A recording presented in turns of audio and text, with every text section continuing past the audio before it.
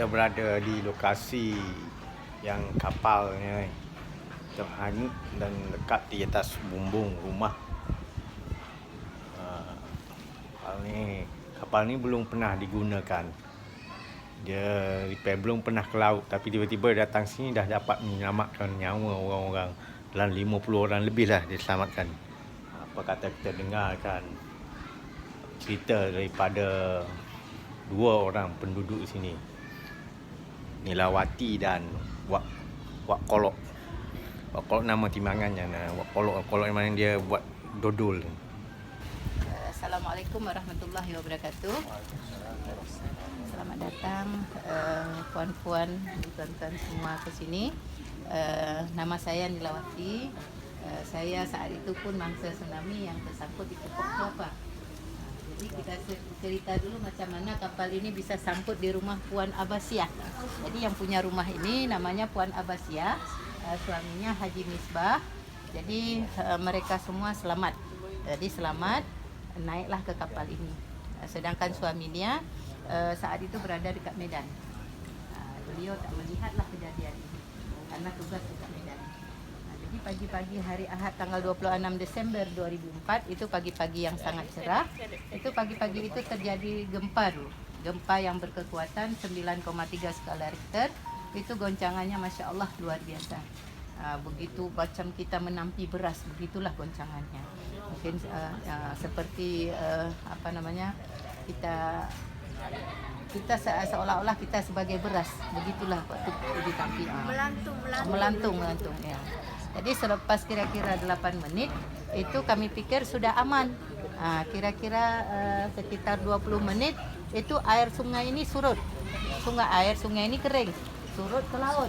Jadi saat itu mereka banyak orang-orang saat itu hari Ahad itu mandi dekat laut. Jadi saat air surut dari pinggir laut ke tengah laut itu kira-kira 500 meter. Mereka banyak melihatlah ikan banyak tergelepar-gelepar. Jadi pikir mereka hari ini rezeki kita bisa ambil ikan dengan bebas lah. Jadi begitu mereka melihat ke tengah laut, air itu sudah naik setinggi gunung yang suaranya seperti pesawat nak terbang gemuruhnya. Jadi saat itu memang gemuruh. Di sini kami ada jeti. Jadi jeti ini tempat penurunan ikan, tempat jual beli ikan. Jadi ramai memang saat itu.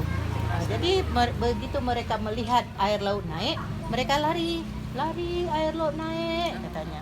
Jadi ada yang selamat di atas kapal ni, wak pola itu lari ke sini memanggil orang-orang naiklah ke rumah Puan Abbasiyah ini. Jadi rumah Puan Abbasiyah ini ada tingkat 2. Naiklah mereka ke tingkat 2 sebanyak 30 orang.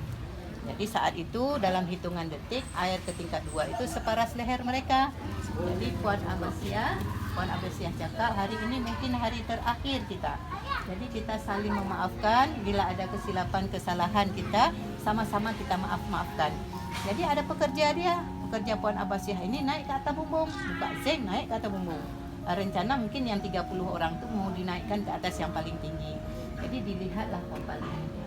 Kapal ini dari belakang rumah sana, dari belakang rumah ini rumah asal masih berdiri, sampai sekarang masih berdiri. Jadi dari belakang rumah ini langsung menabrak bumbung rumah Puan Abbasiyah.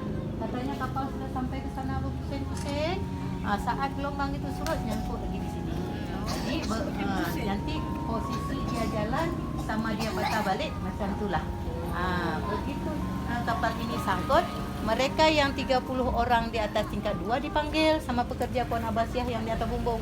Keluar, ada kapal menjemput kita katanya. Padahal kapal datang sendiri, kapal ini belum pernah ke laut, baru lagi, saat itu lagi perbaikan dekat jeti. Baru lagi, belum pernah ke laut. Jadi saat itu mereka langsunglah naik ke atas kapal untuk menyelamatkan diri. Jadi 30 orang dari sana, dari tingkat 2, 20 dari sini, dari depan ini 20 orang. Jadi sudah ada 50 orang semuanya. Saat datang gelombang datang lagi. Ada seorang ustaz di dalam kapal ni, dah naik di dalam kapal. Jadi begitu melihat gelombang di sana lagi, beliau azan. Saat beliau azan, gelombangnya pecah di sana.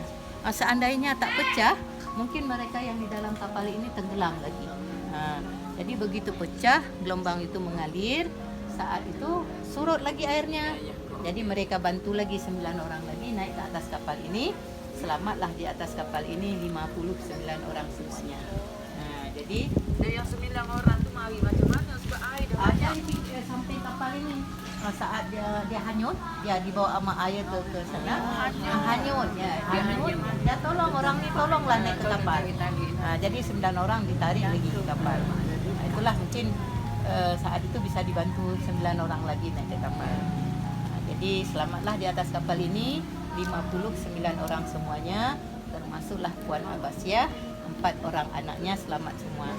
Jadi saat itu katanya saat tengah hari mereka pada lapar semua di atas kapal ni, nggak ada makanan kan.